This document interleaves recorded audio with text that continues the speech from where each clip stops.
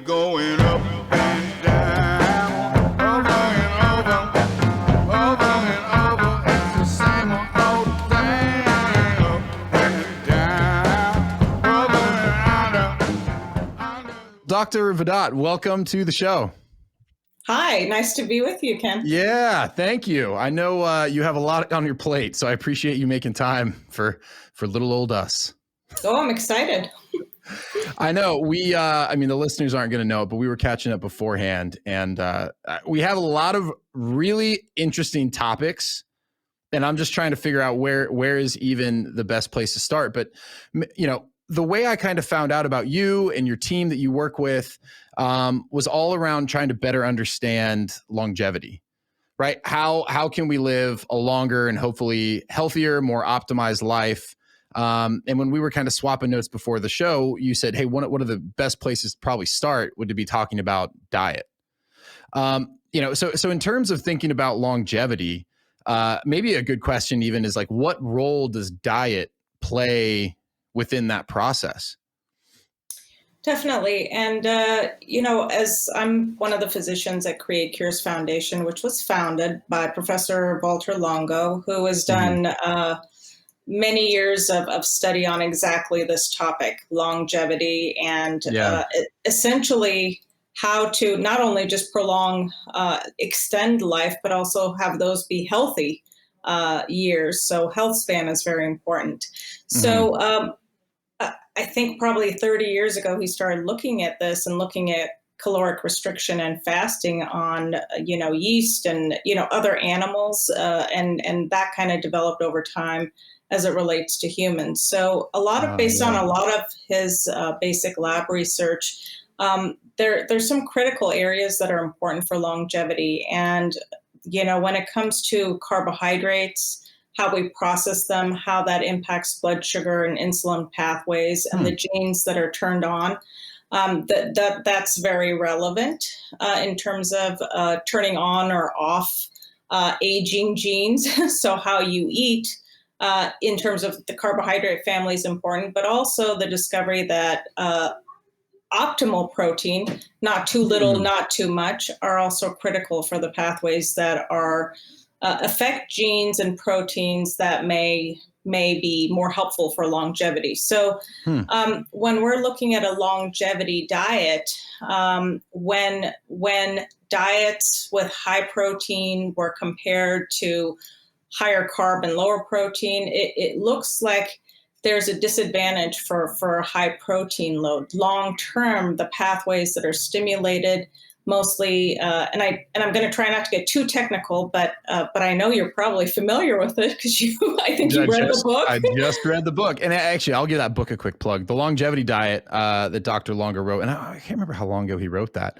But to your point, I felt it could get very technical, but that book does a really nice job of making it approachable for someone like myself, who's not a nutritionist or a scientist. So. Familiar, but this actually really helps. And I was very interested specifically around the conversation of protein as well. And you said that there is like an optimal amount of protein for longevity. Is that correct? Yeah, I think with everything else, there's sort of general rules. When you talk about a diet, it has to be generic and applicable sort of, to the general population. But ultimately what it comes down to is what are you metabolically, what are the things relevant to you? Meaning that whatever diet we're talking about, it takes using that. We know certain principle from, the research that he has done, but ultimately we combine that with biomarkers and things that may be unique to you. So what I mean is that, okay, yes, a longevity diet based on what's been studied, when you have too much protein, it stimulates the insulin growth factor 1 pathways, which are not conducive to longevity. Those turn on unhealthy pathways that can increase risk of diabetes and cancer. And so, again, I know you told me don't worry about the population that's going to listen to your show, but I can't help. Yeah, but, I mean, it's not even athletes. It's not even athletes, but right. There's a lot of buzz about paleo diets or ketogenic diets. And some of those end up being very high protein and exclude complex carbohydrates or grains. And I think that while I think most people know that we need to watch blood sugar and carbohydrates, I think it kind of in recent years has gone to the other extreme where people think having a ton of protein and animal protein is okay. And that's not our findings based on Professor Longo's work. So as you probably remember, we look for a certain macro percentage. So for carbohydrates should make about 50 to 55% of your diet. Fats, and again, what kind of fats is important. So we want to avoid saturated fats and animal fats, but somewhere around 30 to 35%. And really protein should not be more than, based on your age, maybe 10, 12%, maybe 15%. Now, when you're below 65, the research shows that you may want to target, and I think in the book it says, based on pounds, so 0.31 to 0.36 gram per pound, or it comes out to about 0.8 grams per kilogram. So that's not, I think probably in things that you're looking at, again, in athletes that I've heard, 1.2 to 1.4, much higher. Oh yeah, certainly. Yeah, so it's a big difference. And again, sort of the source of the protein is also important.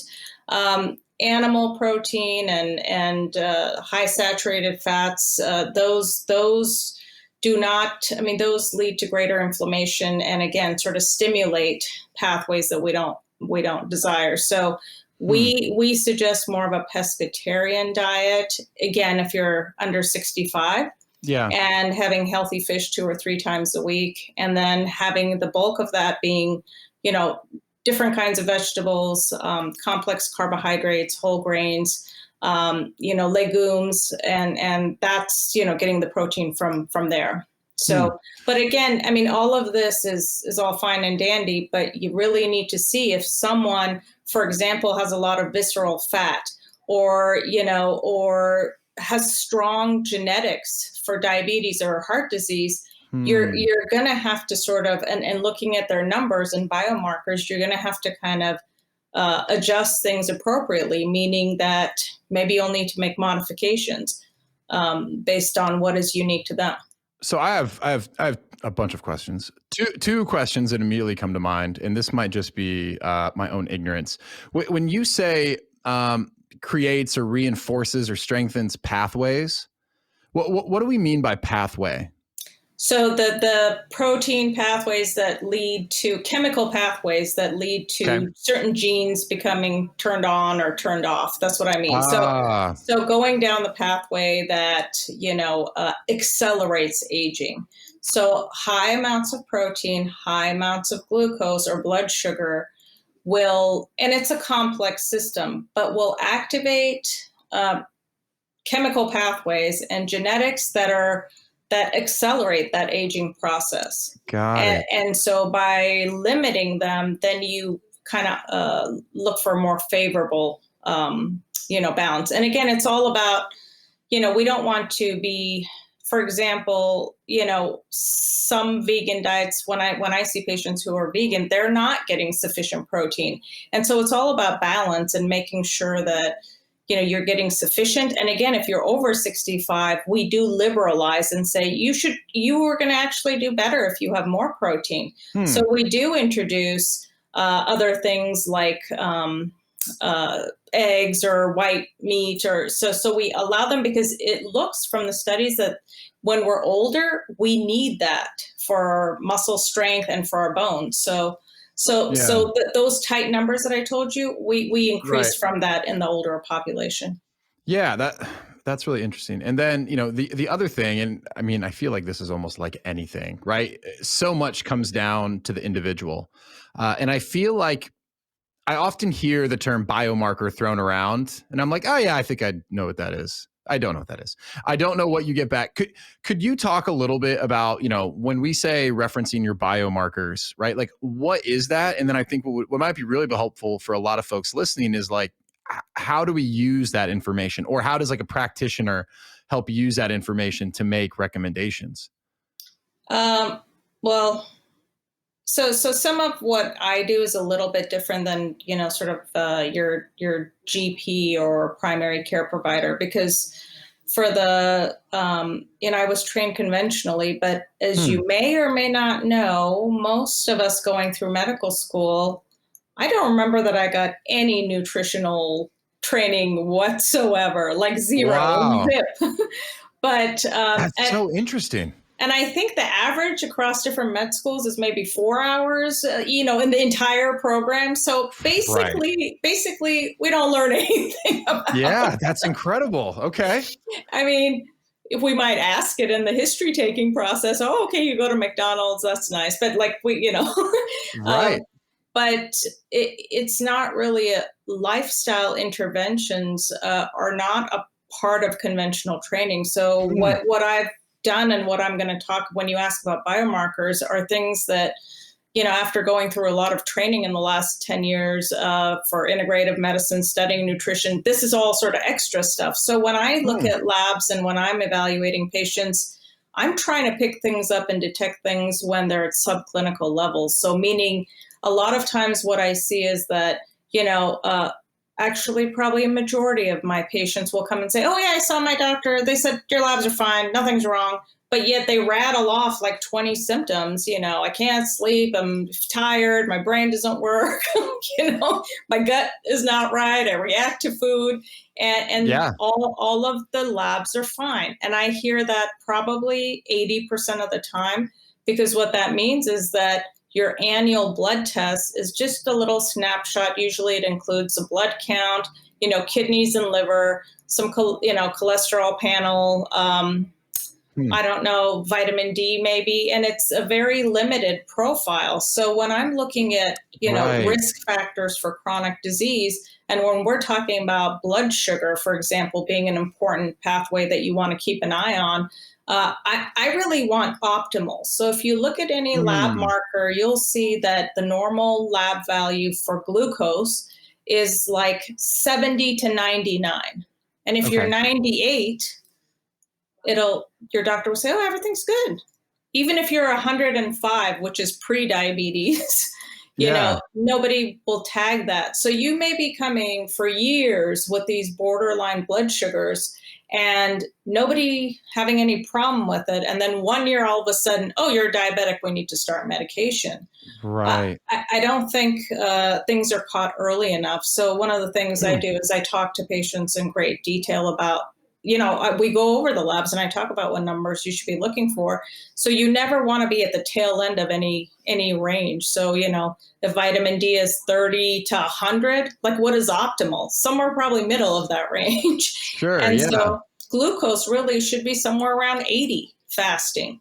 And if you're a cancer patient or if you have other, serious conditions, we really want to kind of keep you in that tight range because we don't want to wait till you're 98 and, and then next year, say you're pre-diabetes and you're still fine, but we're going to wait till you're diabetic before we start medications. That is the time, picking things early, picking things up early, detecting it, and then reversing it and really implementing, changing your diet, exercising more, sleeping better. Like it's, it should be caught earlier. And I don't think that like the general internist is kind of looking at those small deviations. Well, here's a question for you too. Can you actually help define what integrated medicine is? Or, and within the confines of what you do? I'm not asking you to give me, but like, I think a lot of people might be a little alarmed to hear that, like, most people who go through med school, like nutrition was not a big component of it. Just because I think people genuinely now are a little more aware that, like, hey, what we eat really impacts, who we are, what we do, how we recover, how we grow, how long we live, how healthy we are. Right. So, Ken, maybe in your circles. Oh, okay. Yeah. Jeez. Yeah. I'm living in a bubble. Come on. No, I mean, you probably, not everyone runs a health podcast is what you're telling me. Well, all I will tell you is my jaw almost dropped last week when a colleague of mine, who I won't share this video with, was telling some nurses that he just recently stopped having Cokes, and Oh, that wow. helped him lose weight. And, time and time again, I mean, I, I see people who are seen at the best academic, hospitals. Yeah. I just last week had a patient who was diagnosed with rheumatoid arthritis, and she had asked the doctor, "So should I change how I'm eating?" And they got back, "It doesn't make a difference." I've Mm, had taken family members to oncologists, with a serious cancer diagnosis. Does it matter what I eat? No, doesn't. It's not going to make any difference. You're fine. We're giving you chemo. And if you look at, if you were getting cancer care, the kind of snacks that would be available to you might be, cookies and donuts yeah. and apple juice, which is exactly the opposite of what you should be doing if you read that section in the longevity diet book. Um, Well, and on that note, I've talked about this, I think, a little bit in earlier episodes, but my father passed away in 2018, ultimately from lung cancer. And then there was a whole host of other issues that had all kind of like compounded over the years, right? Diabetes being one. I mean, you name it, high cholesterol, all of those things. And I was so kind of dumbfounded that they were not prying more into like what he was doing on a day-to-day basis, like diet wise. Like I would come home because we lived on the other side of the country and I'm like, Dad, what are you doing? Like you can't eat this way. How do you expect anything to change? And at that time, now look, a lot of these documentaries have their own agenda, but there were a few documentaries that came out and touted some of the benefits of potentially, modifying your diet. And I think the recommended diet reflects a lot of the things that I read in the longevity diet. And so I actually, kind of tried to ask my dad to implement some of those things in hopes that he might be able to either slow it down, have a better quality of life while he was around. But yeah, I mean, I've seen that hands on. Now, look, my dad's also was a tough character. Like if you didn't want to change, he wasn't going to change. But I was surprised to hear that like there was no recommendation around that aspect of his life. Well, and I think the difficult thing, because, and I'll get back to answering your question about integrative medicine, but Oh yeah, yeah. as an integrative practitioner, I don't function as someone's primary. So everyone is seeing their own Mm, doctors, but they're seeing me for that nutrition advice, for looking at the labs a little bit deeper, for looking at gut microbiome. So kind of really going below the radar, and ah, and for essentially figuring out, why do I feel so crummy when all my labs are fine? yeah. So I'm kind of playing detective and integrate. I mean, I'm jumping around a little bit, so I No, apologize, this is but perfect because I think most people, to your point, like I'm super interested in health and fitness, and a lot of this I'm unaware of. So I have to imagine there's so many people are listening. Like, yeah, I really don't know, what that means. yeah, I think that you just, unfortunately, the layperson doesn't know the limitations of the physician, or what the training of the practitioner sitting across from them is. Mm, And I see I mean, majority of my patients have primary care doctors, so they're getting their annual tests and they're getting, their checkups and their vaccinations and colonoscopies. But, um, you just have to kind of understand, like, what is within their training. And you probably didn't know that we get no nutrition training or mm, teaching at all. And I don't yeah. know that things have changed that much more recently. I mean, I went 20 years ago. But so if your doctor, now, integrative is usually integrating conventional therapies with something else, with complementary medicine or alternative medicine. And what that Mm, means is, could be just anything. I mean, it could be okay. your regular internist who kind of believes a multivitamin is good and maybe has an acupuncturist in his office, that they might call themselves integrative. But it's Okay. integrating different principle. Generally, integrative doctors or more holistic practitioners will really care about lifestyle factors. And I don't mean to say that regular internists don't, but Yeah. they would need to have additional training. So when you're looking to pick a regular doctor, you should see what was their training. Did they have Mm, training in lifestyle medicine? Have they had additional training in nutrition? Are they looking at lifestyle factors? Or no, they just went through, if they just went through a purely regular internal medicine training, it won't include that unless they have a personal interest. And so you wouldn't know unless you looked. Now, if anyone has extra training in that, they're a little bit more tuned in to treat you as a whole person. What I mean about that is, and I have sort of additional training in what's called functional medicine, which is getting to the root cause of illness. So we're kind of, again, I'm sort of trained to kind of connect all the different body systems. When you go to a regular doctor, it's almost like your heart is separate from your gut, is separate from your brain. So if you have something wrong with your brain, you go to the neurologist. If you have palpitations, you go to the cardiologist. If you have diarrhea, you go to the gastroenterologist. And you would not talk to the neurologist about your gut problems. But in fact, as you probably know, there's a great connection, brain-gut connection, and the pathways are bidirectional. So you can have a concussion or brain injury, and that could impact your gut health, or you could have a primary gastrointestinal problem and ultimately might lead to brain issues down the road. So, but if you went to a regular doctor, your neurologist would probably not have much of an interest if you started talking about diarrhea, and they'd say, you know what, take that up with the gastroenterologist. So an integrative practitioner, again, depending on their training, generally kind of sees you as all of your parts connected and your mental and emotional state, and looks at hopefully genetics and what you're a risk at. So, again, if you came to see me, I'd really care. You might say I'm totally healthy now. All my labs look beautiful. But we'd say, well, dad had diabetes and lung cancer and, whatever genetics, from mom's side. And you really need to, be careful. So you're at higher risk. They say genetics loads the gun and the environment pulls the trigger. So, oh man, I love that. So you got some genes, but how you eat, how you handle stress, how you sleep and whatever toxins or things that you're exposed to is going to dictate whether a particular gene is turned on or off in terms of your risk factors. Yeah, that's so. Well, so let me ask you this too, because I've got, again, a bunch of questions. But so for you, with your practice, right? I guess what sort of approaches are you integrating with your, I'm going to call it like a traditional medical background? So, I always say that I still think like the way that I came out of medical school, and the way that you're trained is really to be good at danger signs, shall we say.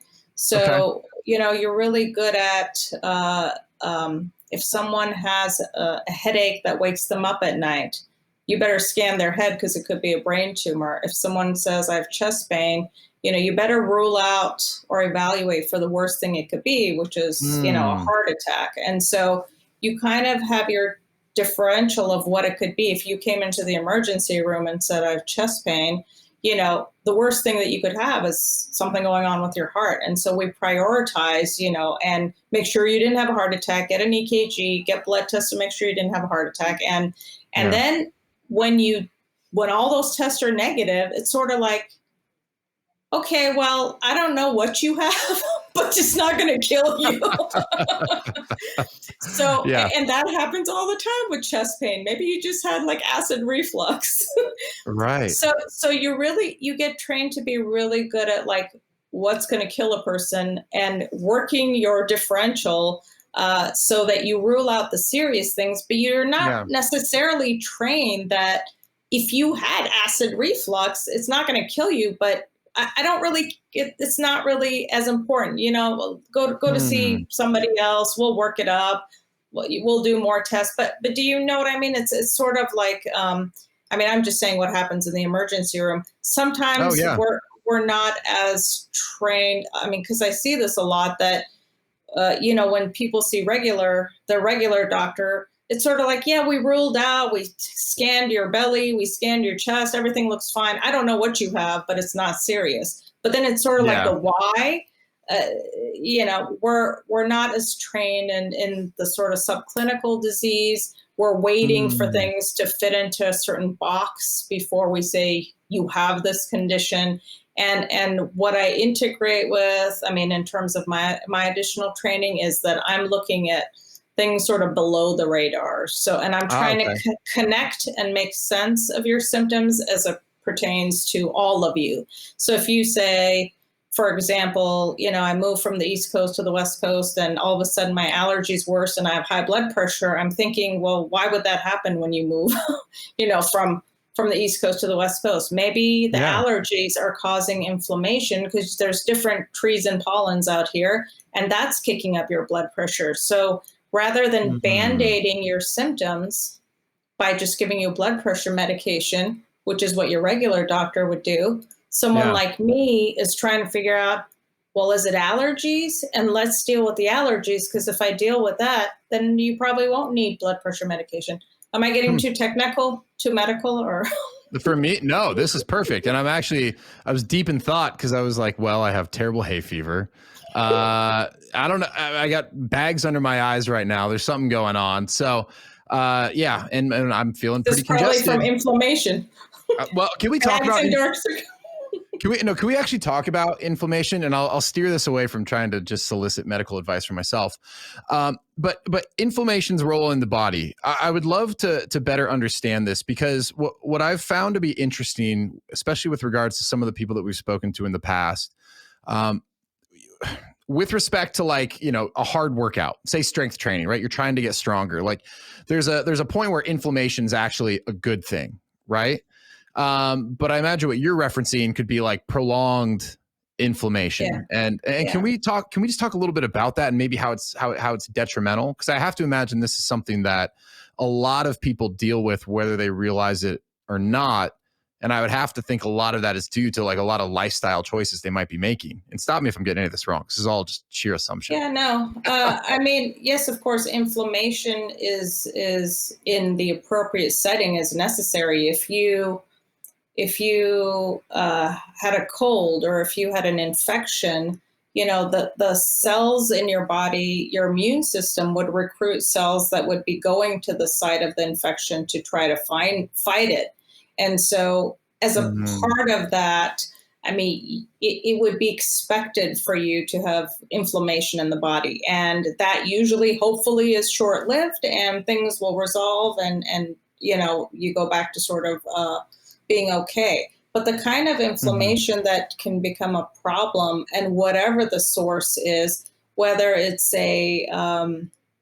and sometimes it's really difficult to find out what the source is, because you can check inflammation in the blood easily, but figuring out where it's coming from is not always so easy. So maybe it's chronic allergies, maybe it's sinusitis, maybe it's a root canal that's low grade infected and nobody sort of suspects that, or maybe it's again, sort of there's lots of things that can cause or it's how you're eating. But when you're talking about biomarkers, we talk about blood glucose, but looking for inflammatory markers are really important. Again, if you have chronic inflammation that's not going away, that is definitely going to increase risk of chronic diseases and definitely be a cardiovascular risk, which ultimately, for all of us, the leading two causes of death in the U.S. and I'm pretty sure globally is heart disease or cancer, and they're kind of neck and neck. So, it is something to look at and keep an eye on. I like to check a lab called highly sensitive CRP, which looks at inflammation in the body. And you'll see that, again, the normal labs will just say, anything under 3 is okay, and anything above that can increase your risk of having heart disease down the road. But again, I like that number to be below 1 so that you're really, really sort of like keeping things under check. So yeah, short burst of inflammation and recovery are fine, but chronic, unaddressed inflammation, no. What are often the causes of chronic inflammation? It really vary widely? It could be anything. I mean, it could be some of the things I mentioned. It could be rheumatologic conditions. It could be cancer, I mean, if you ever have that lab be very elevated, I mean, if it's not in an acute infection, like you have a cold, you would expect that number to be high. But Mhm. or any kind of infection, you would expect it to go high and then come back down. But if it stayed very elevated for a while, you should be really looking to see where it's coming from. So some people with a lot of joint issues and pain, it could have something to do with an autoimmune condition or rheumatologic condition. So further testing would need to be done. Definitely, if people have cancers and things of that sort, it'll be very elevated. So it just, you kind of have to look for the source. And like I said, sometimes I have people, and it's really difficult to know where it's coming from. So on that note, but again, sort of, I hope we get to talk about fasting. but oh yeah, well let's do that now actually, because I would love, like I said, I read the book, that your counterpart, Dr. Longo, wrote. Really enjoyed it. I'm going to link to it in the show notes for people who want to read or listen to it as well. But yeah, that I think that was initially how I was kind of introduced to you and your team, right? I was really interested in learning more about longevity and, his approach to fasting, very interesting. And then my wife has actually done a fasting mimicking diet, which is how we all kind of got hooked up. So yeah, I would love to talk about, I guess maybe, at a high level, like what is a fast? Then you can, answer that however you want. But maybe the more important question is, like, for people listening, why should they consider fasting? Yeah, so fasting has been sort of, I think, in the media and news for the last few years. I think in 2019, it was the most Google searched word in terms Was of it really? different, yeah. And Oh, and wow. I just, sort of being involved with the clinic, I think a lot of times, and based on your podcast, of course, as well, I think it's sort of the focus becomes just weight loss. And I think the power that it holds and the nitty gritty of why, how long. I mean, it's just sort of a Mm, longer, more complex conversation. But yeah. fasting is essentially, not consuming um, calories. Usually water is allowed in most fasts. I think, again, sort of depending on what type of fasting, some intermittent fasting um, types do allow, they're called intermittent fasting, but allow a very small number of calories. So I'll just go through some of the common ones you may have heard of. That'd be Intermittent great. And, fast, yeah. And go ahead. intermittent fasting, I feel like, is all the rage. All Like the that, rage. that is thrown around very commonly. Like offer someone a snack at work, like, no, I intermittent fast. I can't have that till 11:30. I'm like, all right, whatever. I think, More for me. I think, I think there might be sometimes the words may be tossed around a little bit, kind of clump in different kinds of fasting together, but there's time restricted feeding and their intermittent fasting. So under the intermittent fasting, Okay. what generally the main things that are discussed are either alternate day fasting. So one day you Hmm. have no restrictions, you eat whatever you want. The next day you're fasting. So either you're totally just fasting and not having any food, Hmm. or a modification of that is that alternate day you could have, for women it's 500 calories and for men 600. So but basically the big idea of alternate day fasting is one day you have no restriction and the other you're doing either a total fast or a modified fast, and then you kind of alternate. So every day you're switching it up. And do people do There that consistently, or is that Yeah, like over a that, short? So they would do that that over the course of a year? yeah, well, that's exactly why it's sometimes not effective, because it's really Okay. hard to be compliant with that long term. Yeah. Um, Wow. and then the other main type is the 5-2. So 5 days out of the week you're eating, not restricted, and 2 days, two non-consecutive days, you'd be Hmm. doing fasting. So maybe Monday and Thursday, or whatever, 2 days you would be fasting. So Hmm. those are commonly used when you're talking about intermittent fasting. Time restricted feeding is talking about every day, or at least it has to be at least 5 days a week for it to be effective. You Okay. only have a certain feeding window. And that could be, very variable. It could be, you probably maybe commonly have heard of a 16-8, where you're eating just between 8 hours, but fasting 16 hours. Some people do 20 hours fast. Some people do 14-hour fast. So how long you're fasting each day, that could be variable. And probably you recall in the book, I think it's mentioned that 12 hours should be sort of a starting point. But again, if you're generally healthy, your blood glucose and CRP and, you're generally fine, you don't have extra weight, that's fine. I think meeting a 12-hour, basic goal is a good practice. But let's say you're overweight, you have your blood sugar is higher than it should, you have prediabetes, you're high risk. Then you may want to increase that time that you are, you'll want to increase that fasting time to meet your goals. And why is that? Well, because the longer fast will allow you to get better metabolic numbers. So it'll allow you to drive the glucose and the insulin down. So the longer that you do that fast, you deplete the sugar in the bloodstream. And somewhere between, and everybody's different based on their day-to-day diet, based on, their health and all of that. But somewhere between like around 12 hours, you'll start to switch from using glucose as fuel to breaking down fat. And so when you drive the blood sugar down, then you're using fats and breaking that down for fuel. So got it. And this might be a stupid question. That's a good thing, correct?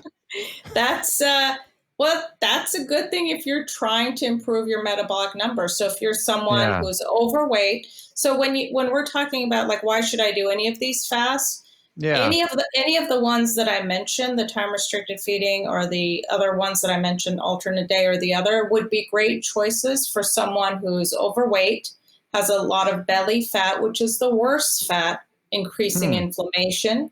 So people with, you probably, I assume, do body composition testing and do those fancy tests that show exactly how much fat and how much muscle mass you have. But so, it's funny. I don't. However, as part of our New Year's resolutions, we I don't know. My goal is around body fat percentage. And my a friend of the show, Alex Harrison's going to come on. We're going to talk about that in greater detail. But no, I haven't done a body fat test since college. So I actually was like, as I set this goal, I was like, what does a healthy body fat percentage even mean? But to your point, I'd be interested to hear why is belly fat the worst? It's been shown that visceral fat, or the fat around our bellies, is actually increases risk of inflammation more than people, let's say, that have bigger hips and hold the fat in different parts of their body. So the belly fat is a little bit riskier. And what I think a lot of people don't realize is some people look skinny on the outside, but they're actually like fat inside, internally. So what those really? So we call them skinny fat people. Okay, that's what I was going to say. Is that so? It's a medical term. I was about to use it, and I was like, you know what? That might be offensive, but nope. Now we know.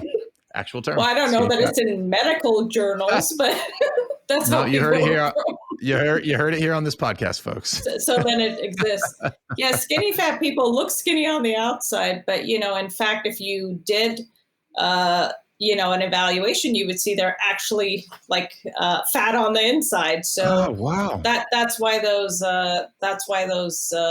body composition scales give you much more information. And again, that's just a risk factor. So if that's the case, you really need to be doing the lifestyle changes. We were on a different topic before we got on belly fat. No. And I took you off it. Yeah. What we were talking about was, and you'd taken us through first, a lot of what people refer to as intermittent fasting is time restricted. And what intermittent actually is, I think most people, if they knew that, would not probably walk around saying that's what they're doing. Intermittent is intermittent. You're alternating either every other day or a few days a week. So what I was saying is that if you do have belly fat, or if you did have inflammation, if you did have high cholesterol, high blood sugar, or you just needed to lose weight, any of those, the intermittent fasting or time restrictive feeding would be great to help with that. Okay. Got it. Okay. Yeah. But now, the question is, why should you do a longer fast? So I think it kind of depends on your goals, because if you have cancer, if you have autoimmunity, if you have, in neurodegenerative diseases, Alzheimer's, any of these sort of more serious conditions, you're going to gain a lot more benefit from the more prolonged fast, because what happens is initially the blood sugar drops, you start breaking down fat.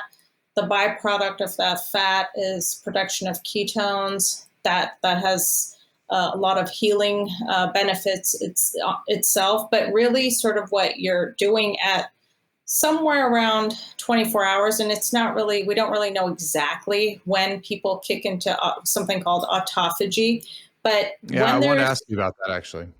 Yeah, it's kind of hard to measure autophagy, so the exact time is unclear, but we think somewhere around 20 to 24 hours, around there, your body sees, oh, there's no nutrients coming in. So it starts kind of, autophagy is like eating itself. So it kind of breaks down its own tissue for recycling. So it's kind of like cleaning house a little bit.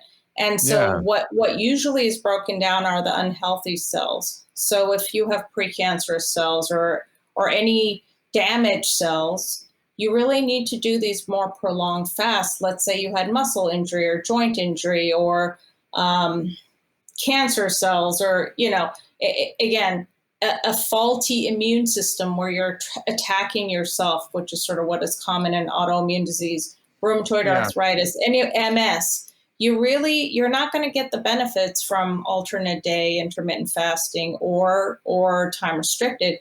You really need to be doing the more prolonged fast. And autophagy, we think, like I said, it starts around 24 hours, but it kind of kicks up to its maximum, probably somewhere around 3 days or so. So when you want, and again, I don't know what athletes do in terms of muscle injury and fasting, but from my understanding, just like looking a little bit on the internet, some people are using these fasts when they have injuries to really sort of like as a break down old damaged cells, and there's a rejuvenation that happens.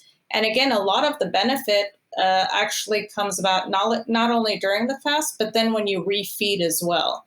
So again, if you have any of those serious conditions, you have muscle injury, you have bad genes, and you have terrible heart disease or cancer in the family, you should consider one of those longer fasts, because you're really getting a lot more benefit from the prolonged, which you would not get with intermittent fasting. So with this longer fasting, so if I'm understanding this correctly, it's like, okay, somewhere around 24 hours, at that point, like the glucose has kind of been like used Depleting. up, flushed out, depleted. Okay, there it is. And so then through this autophagy process, I sure hope I'm saying that right? It actually starts attacking cells within your body, and it tends to focus on the ones that are actually most harmful. Damage. Okay. Yeah. Damage. And then the damaged ones would be the ones that would be the most harmful. Yeah. So it's sort of getting rid of, cleaning house a little bit. Cleaning house. So somewhere between 1 to 3 days, you're getting the most of those benefits. And again, really hard to kind of measure, but that we think that's, what's happening at that time. And the longer that you fast, it's probably continuing to occur more. So again, it's sort of like which fast you do or not do. I mean, it all depends on what your goals are. So, maybe if you, twisted your ankle and, you kind of wanted to, boost the healing a little bit, you might sort of do a longer fast, because if you just did 12 or, 16 hours, it certainly would not be getting into that deep healing. If you had, I actually was interested when we talked initially, I looked to see if there was any studies on TBIs and fasting, and I only saw very limited in animals where they tried to do 24-hour fasting. Mhm. And the And animals, sorry, a TBI being. traumatic brain injury. Oh yeah, thank you. Okay. Yep. So concussions, which don't necessarily need to be, serious in a football accident where you're knocked out and unconscious, but Mm, brain injury could be as simple as like a motor vehicle accident where you're having yeah. so much, or even they say like a roller coaster, you Oh know. gosh, sure. I think I've been on that roller coaster. But if you definitely, again, because I know you played football, right, Yep. in college? Yeah. Oh yeah. And I had, I mean, definitely had concussions. And I certainly worry about that a bit. And I definitely had at least one really bad one, the type where I'd read a sentence, and by the time I started the second, forgot what the last one said, or couldn't Yeah. watch TV because the light was too bright. Which I mean, now it's almost, I shouldn't be embarrassed to say that, but it's scary. And at the time, I don't think we thought it was as scary as we now know. But yeah, certainly. And I think, but to your point, right? A lot of people have sustained concussions in a number of different Well, ways. Well, and as you probably know, I mean, in a lot of athletes, I mean, you may be acutely have some symptoms or pass out and recover, initially and feel Hmm. fine. But I think the data on that is there could be chronic sort of brain inflammation that goes on for years after. And you kind of are not aware until you probably have another hit or an insult or. So it increases your risk if you've had any of those sort of severe injuries where especially you were passed out or you had confusion or headache and you might have recovered. But that kind of primes the brain and kind of starts a process that could in some people, again, depending on what your health was like when this happened. I mean, if you were Yeah. eating terrible food and you have the genetics and you have all the right, bad mix of risk. Terrible cocktail of, yeah. Exactly. That so again, maybe I mean I don't think there's any human studies, but maybe after a concussion, maybe people in animal studies, like I said, 24-hour fast, and I think they did water fast with the animals. There did the brain tissue look better. So Oh, would wow. you? But and there's no human studies. I hope Professor Longo does this soon, and they're Hmm. certainly interested in it, but maybe after a concussion, you should be doing, a round of FMD to really give yourself the best benefit, to really drop the inflammation in the body and hope that the recovery helps. Mhm. Yeah, and that's really interesting. Now, okay, so look, I haven't eaten in the last 3 hours, and I am already starting to get hangry. So I am very intimidated by a fast of 5 days. I'm very intimidated by a 24-hour fast. I think I could do it. I just don't know if my marriage would survive. So could you maybe talk about, because this is something that I am very interested in, though. Just so you know, Yeah, my entire family does not want to be around me when I bet. they're I like, "Oh no," I and they bet, yeah. Well, and so can you talk a little bit about, because okay, water fast is what I had always traditionally thought of when someone said they were going to do a fast. It was no food, just water, right? But this idea of a fast mimicking diet and something that you sustain over 5 days was really intriguing to me. Can you just explain it at a high level, kind of what that is, and particularly what is like that the mimicking component of that? Yeah. So, initially, I mean, I think when researchers were looking at the benefits of fasting, they did. I mean, it's obviously much easier to put animals on water fast, but they could Mm, see that they got great benefits. But introducing it with patients and real people, I mean, compliance, as you just said, I mean, it just people have a really tough time doing water fasts. hmm. And that I think had a lot to do with why the fasting mimicking diet was created. That was one factor because people just can't. I mean, I'm actually surprised to hear people do 10 days or a month of water fast, and I have certainly heard that. But I mean, Oh, and that I just gave tried me that. anxiety. That just gave I me tried anxiety. that myself. I thought, Really? well, I'll just save a little bit of money here. And so Yeah. I'm just going to try to do a water fast. I'll tell you, I've done fasting mimicking diet probably every 3 months or Oh, so wow. for, Okay. for a while for the last, I don't know, 2, 3 years. Yeah. Um, and other than a mild headache on day 2 to 3, which is when you're kind of kicking into, really breaking down the fat and using that for fuel, other than mild headache and a little fatigue, I haven't really been symptomatic otherwise, but with a water fast, I thought my heart was going to stop at like day 2 or 3. I was having palpitations, and it was just really like I just physically didn't feel well. So we Yeah. don't advise. People sort of do all sorts of things, but we don't really think it's safe to do that in a non-monitored setting, and it's certainly not something to be taken lightly. So we don't advise people do water fasts. But the fasting mimicking diet was created, again, it certainly helps with compliance and getting the benefits of a longer 5-day type of a fast where you actually eat food, but the nutrients are kind of balanced in a way, and in a patented way. I can't tell you details, but that it kind of goes below the radar, and your body doesn't see it as calories, so it thinks it's fasting, but you're actually eating somewhere between, so the first day it's about 1,100 or 1,200 calories, and the next 4 days it's about 800 calories. So you're actually having a couple of soups, and I know because you guys have done it. Well, not you, but your wife has done it a couple times. I've watched people do it twice now. But you definitely, for you especially, if you were going to do it, you don't want to go from nothing to maybe fasting mimicking tomorrow. You would gradually kind of get there. So maybe I would say do the time restricted.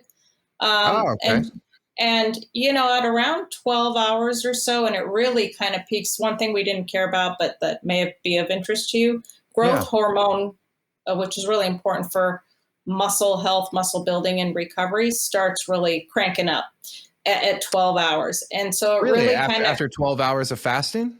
Yeah. So it starts going up, but it really kind of, the longer the fast, it actually increases quite a bit. So I think it's something like 300% increase in like 3 days of fasting.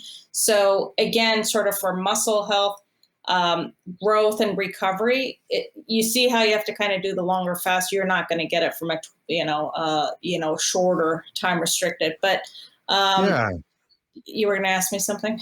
Well, I'm always on the verge confused. Well, so it's funny, and maybe this is just my own perception of it, but one of the things that has prevented me from trying a fast mimicking diet with my wife is, I have some strength-based goals that I'm shooting for. I'm hoping to, listeners have heard about it, but I'm hoping to officially break the pull-up world record for most pull-ups in a minute with a 100-pound backpack, right?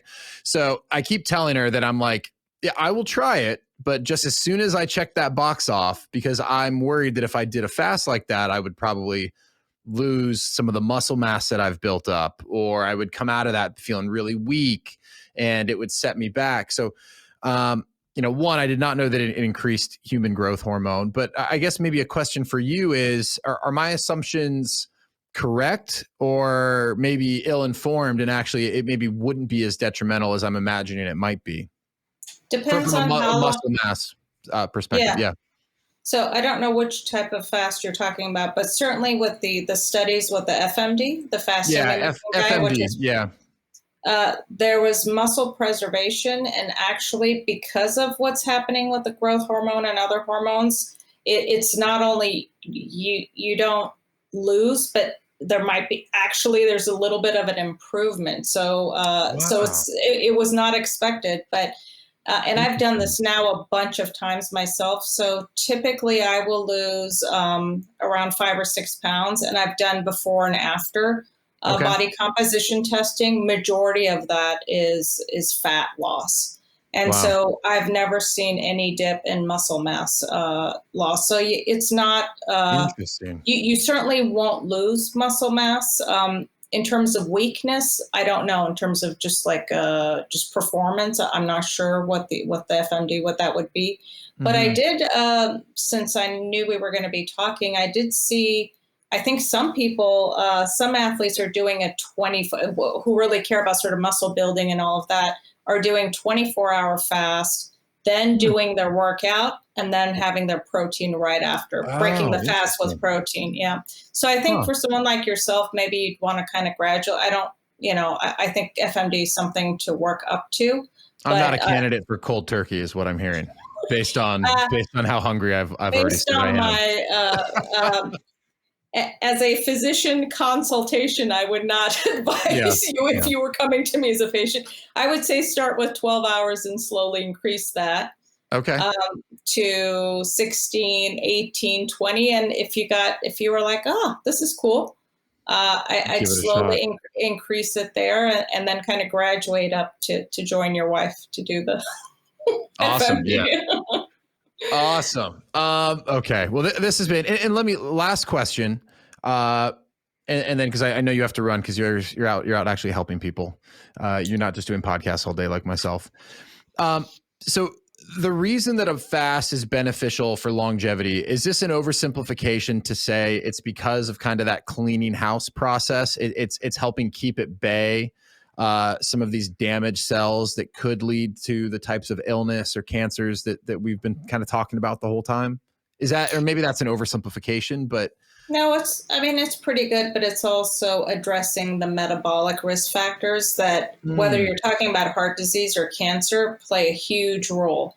And actually in many conditions. So again, going back to heart disease, cancer, and then lower down on the list, diabetes and Alzheimer's and strokes will kill most of us. And, so what is important in all of those conditions are things that we talked about earlier in the podcast with regards to, when I say metabolic, I mean like blood sugar, cholesterol, inflammation, all of that. And so by periodically doing the fasting mimicking, yes, you're not only keeping those metabolic numbers in check. And again, I kind of didn't have time to, this is an important point in that, yes, you're either doing, imagine the difficulty of doing alternate day fast, just kind of, for months on end. Yeah, that'd be tough. Versus the studies that they did with the fasting mimicking diet, it's 5 days out of a month, and people were going back to their diet, their regular diet, but their blood sugar, their blood pressure, and their inflammation still remained low. So they were dropping about 6 millimeters in blood pressure. Their inflammation dropped, so that it's obviously, if you're trying to do it for longevity and health, it's a lot easier to do 5 days once a month or every 3 months or quarterly. And how often you would do it depends on how bad your risk factors are and how sick you are. So if you're pretty healthy, maybe twice a year would be sufficient. Okay. If you have cancer, in our cancer patients, and beautiful studies showing that doing the fasting with chemo actually really helps to make the chemo more effective and preserves the normal cells. So the cancer. I was interested to read that. Yeah. Yeah. So we do. I mean, that's a lot of the patients that I see at the clinic are combining fasting with chemo, and they have less GI problems, less fatigue. They just do a lot better, and the response from the chemo is a lot better. And so they tolerate it pretty well. So again, sort of by doing 5 days out of the month or by 5 days every 3 months, you're keeping things at bay. I mean, I've had people with severe colitis on 3 different medications get off all their medications just from doing the FMD, every 3 to 4 months. And it's kept their immune system and in check. And again, one of the other properties is that as we age, our immune system doesn't work as well. And so the FMD kind of by the caloric restriction, things kind of, we're in a starvation stress mode. And so there's kind of a dip, but in the immune function. But when you refeed and you start eating again, everything is sort of like the new healthy cells are replenished and rejuvenated. So there's stem cell effects and lots of other benefits. So yeah, it would keep things at bay. I mean, you summarized it fairly well, but I just wanted to emphasize that it's keeping the metabolic numbers in check, also getting rid of bad cells, and really doing a lot of repair and rejuvenation. Yeah. Oh, amazing. Well, I feel like I could keep you on for another 2 hours, just peppering you with questions. but alas, we cannot. So I have to imagine, like myself, one, I'm interested for myself, but I remember 2 years ago, I had a loved one who had cancer. I wished or thought that there must be some alternative approach. And I mean that in the best of ways. For people who want to know more about what you're doing with the foundation, like where can we direct them? Yeah, so it's Create Cures Foundation. We just opened our clinic in Santa Monica, California. So if you looked up Create Cures Foundation out there, it's a little bit the clinic information you have to kind of find in there. But perfect, and I'll link to all of that as well in the show notes for people listening. Yeah, and we're seeing people all across the U.S. and actually our dietitian has the ability to work independently without the physician evaluation. But what I'm doing is sort of looking at a lot of those biomarkers that we talk about, kind of going a layer deeper to assess risk, looking at genetic risk, looking at a lot of more kind of going a step deeper to see what your risks are. And if people do have serious conditions like cancer, we want to make sure, you should not be kind of fasting without consulting your physician. And again, kind of what we were talking about is, remember, your regular primary care or conventional doctor probably not only didn't get any training in nutrition, but definitely no training in fasting. Yeah. So if you talk to your oncologist and say, so what do you think? I'm going to fast next time. Either it's I don't know what that's about, so don't do it. Or I don't know what it is, and that's when we're guiding people. So we work with the patient specialist and physician. So if they're getting some treatments or chemo or prescriptions, what we're doing is combining the nutrition and fasting in personalized ways that's appropriate for them. Not everyone should be fasting. Not everyone is safe to be fasting. So we apply it in a very targeted way that's appropriate for you. Perfect. And then for people who are interested in reaching out to you, is Create Cures working with primarily people who are undergoing cancer treatments, or do you work with people who are part of just the general population and are healthy and want their biomarkers assessed and would love nutritional guidance? Everyone. Yeah, awesome. Everyone. So there are people who just want to come for preventative evaluation. There's nothing wrong. There's people who, despite their doctors saying their labs are normal, don't feel well and have sort of they know that something's still off. They have issues that they're losing hair, they're fatigued, they're brain foggy, and all the labs look fine.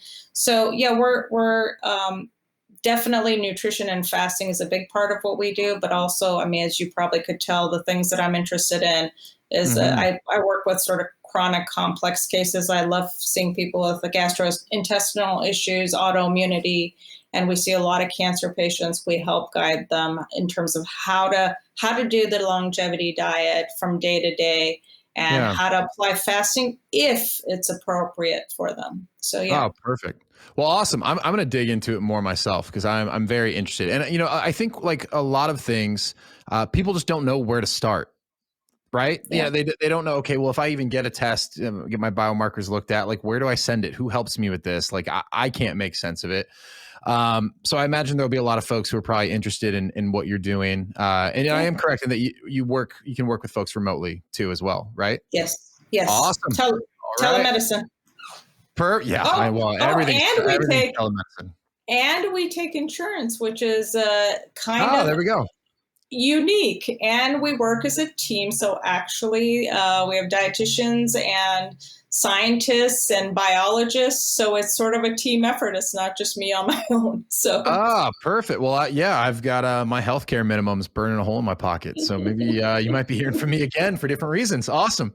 Well, thank you so much. This has been a lot of fun. And at some point, I know there's a lot that we didn't even get to, but I think people are going to take a lot away from this one for sure. So thank you very much.